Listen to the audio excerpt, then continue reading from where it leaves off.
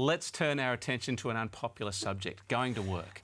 All up, we spend decades of our life at work, and here's the world's worst kept secret. We don't like it. I think we heard that. Well, as the old saying goes, nobody ever lies on their deathbed wishing they'd spent more time at work. But maybe they should. To explain how we can love our work, we're joined by Sue Langley, an expert in workplace psychology. Hello there, Sue. Hi, nice to meet you. Just to reiterate, I love my job. Why wouldn't I? But for many, that's not the case, is it? It's not for everybody, I have to admit. I love my work too. But often when people are going to work, it's not necessarily something they are excited about every morning. For me, I love my work, I love my job, but you can sometimes get caught up in office politics or negatives. What can we do to change that attitude? Yeah, so one of the things I think is quite interesting is that we often have quite a lot of negative language around work. For instance, when I first moved to Australia, I learnt the term hump day.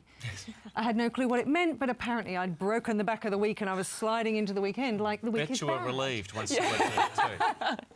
But we have this language, Mondayitis. We talk about negative things to do with work.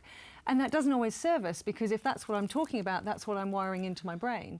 And yet, time and time again, when I've got a group of people in front of me and I ask who likes their job, majority will put their hand up. It's like, well, why do we complain about it all the time? All right, so let's not buy into the negatives, is I guess what you're saying. How do we rewire our thinking around that? Well, we need to watch our language. Think about this, whether you go out to work or whether you work in the home, we often use language that is detrimental. I have to go and take my kids to swimming at the weekend. Oh, I've got to write that report. Oh, I have to go to that meeting.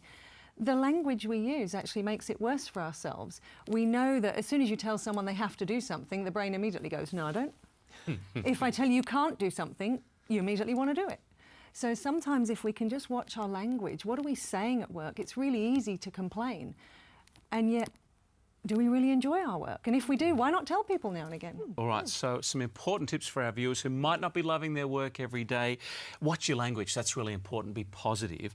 Also focus maybe more on your strengths at work. Yeah, so something we often talk to people about is, what are your strengths? What do you love? And thinking about those rather than always what's wrong, how can I bring my greatest strengths? And again, if you're a mum, what makes you a great mum? What makes you a great dad? And I love your other one, be the energiser coming into the room. Absolutely. All right, our thanks to Sue Langley there. Nice to see you today. Thank you.